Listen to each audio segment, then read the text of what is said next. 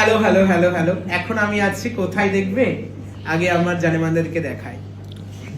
High করো সবাই। ওদেরটা খিদে পেয়ে গেছে, জোরে হাই করো। কলকাটি কতটা এক্সাইটেড করে? এবার কালকা কলকা হয়ই না।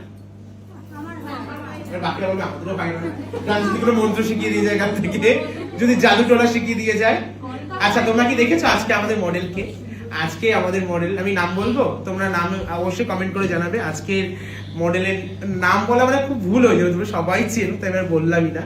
তো আজকে ওর পরে আমি একটা দারুণ কলকা করতে চলেছি ঘাটালে।